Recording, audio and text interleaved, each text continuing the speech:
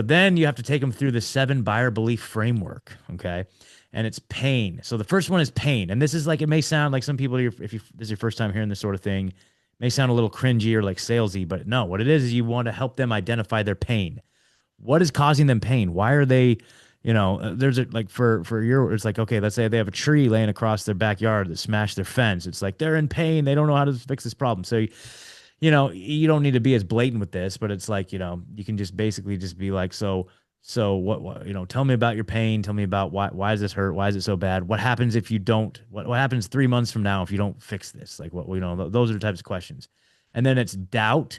So you need to like let them kind of come to the realization that they can't do it on their own. Like, and so therefore you become the bridge to helping them solve that problem.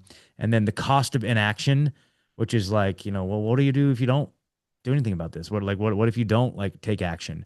And so this is like a way to pre-handle. Well, I guess this is more geared towards my business where it's like No, I you're, just came back from a quote an hour ago, and I've yeah, done every single one of those so far yeah, has tracked with what I just did. So yeah, keep yeah. going. Yeah, well, it's like the cost of inaction. So like it's gonna how what do you so a lot of people this is how you so the idea what I was getting at what the idea is that you pre-handle whatever objections you're anticipating Yeah. in the discovery part of your meeting. Hmm. So you've probably had enough sales meetings where you know what your typical objections are. Oh, it's too expensive.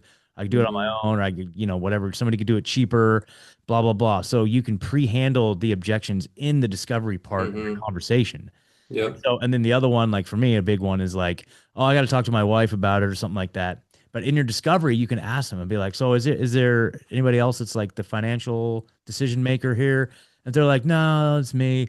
Or you just like, does your family know? You can actually ask these questions. They don't even know that they're being pre-primed for it, but it's like, does your family know that you're having this problem? Yeah. How long do they know how long you've been struggling with this problem? Yeah. Okay. Would they be supportive of you, like taking action on it? Yeah, yeah, yeah. Okay. So then when you get to the end and you drop your price, they're like, well, I got to talk to my wife. It's like, didn't you just say that your wife knows, supports Yeah. you and knows you're here at this meeting? So that's just an example of how you can pre-handle all of the objections. And that's like for this, where I'm selling like business to business, service based Yeah. businesses, where it's like, I'm like, okay, so what would it mean to you if because we're running these ads that you get 3 more jobs a month for like 20 grand. Let's say you're making an extra 60 grand a month. My fee is a no brainer, right? And they're like, well, yeah. Okay. So I just completely Yeah. obliterated their price objection up front. You know what I'm saying? Hmm. So it's just like stuff like that. So this, I'm learning that if you have a sales system, they're called a sales syntax, sales Nice. syntax, like a breakdown, boom, boom, boom, boom. And again, this class that I'm in, like he broke down like a general sales syntax, and I threw it into this AI that I've been using called GenSpark.ai, which is like an AI agent. Hmm.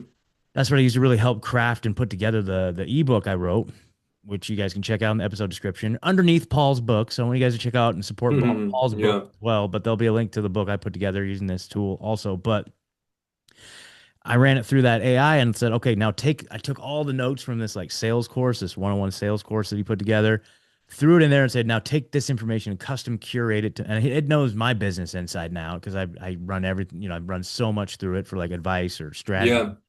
So it knows my business as well. So I'm like, okay, now take everything you know about my business and lay that on top of this sales syntax and give it back to me. And now it's giving it to me and it's so dead on and awesome, dude. And so what I did is I recorded it. I recorded myself like, cause you don't want to like read it. Like you Right. have to like pound it in your head. One of the other guys I'm learning from, he's like your sales pitch, like I need to be able to walk into your room at 3 in the morning, shake you awake, and say, "Tell me your sales pitch right now." You just have to like Yeah. spit it off, just like Yeah. boom.